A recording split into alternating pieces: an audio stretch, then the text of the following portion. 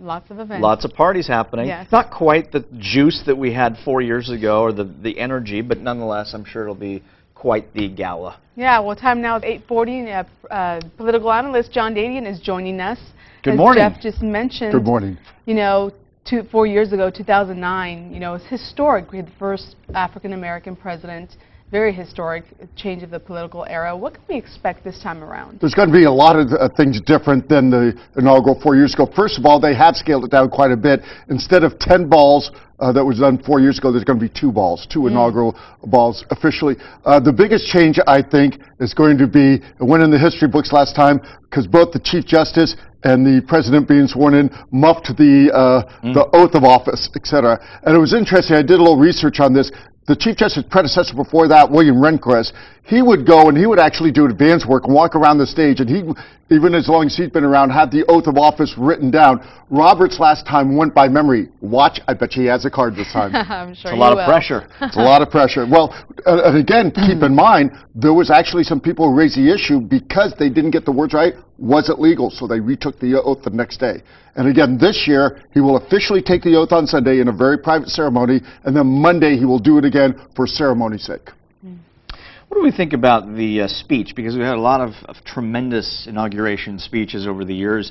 What do you think the tone is going to be of this speech? Is it going to be combative? Is it going to be supportive? What do you think it's going to be? Well, there's a couple different aspects I could say. First of all, historically, second inaugural speeches usually are much shorter. They're very toned down, and they're not very memorable. Yeah. The most memorable, the only main memorable second inaugural speech is the famous one given by Abraham Lincoln. It was right when the end of the war was inside, and he said the famous quote, you know, malice towards none, charity to all. That was a second inaugural speech, but you can't name any others. But I think this will be, I think, an overall very, not conciliatory, but very outreaching speech, because keep in mind, in a short 3 weeks later, he'll be given a State of the Union, and that's when he'll put things in there such as policy.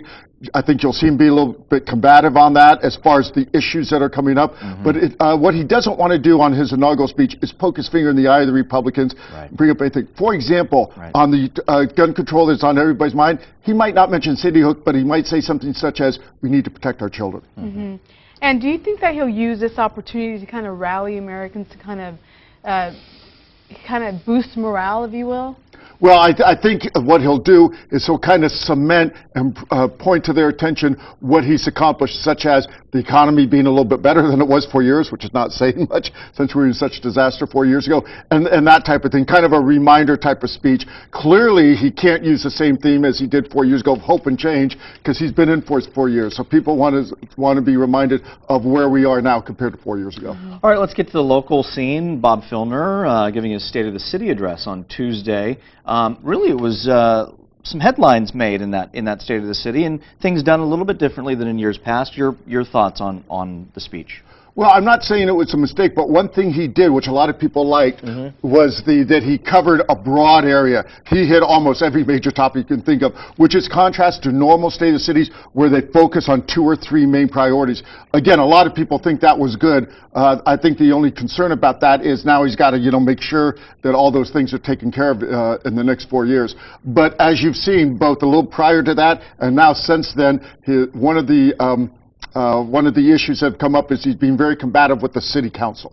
And just yesterday he announced that he's going to make his first veto, and he's only been in 2 months.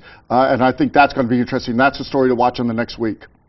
We had him on last weekend, and I asked him about that, and he seemed a little conciliatory in terms of making sure that the relationships, the feeling out process, as you go, there's dynamics that everybody has to get used to.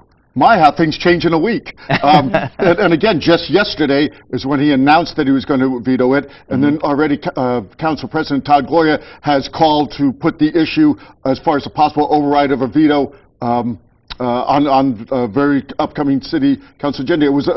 He vetoed the port commissioner's appointment. Now, the reason I think that's a mistake is because the no's, what I do for a living is I just count noses, and the no's I'm counting, I think they have the override for the veto. Okay. All right, political analyst John Dadian, thanks for being with us this morning. Very good to see you.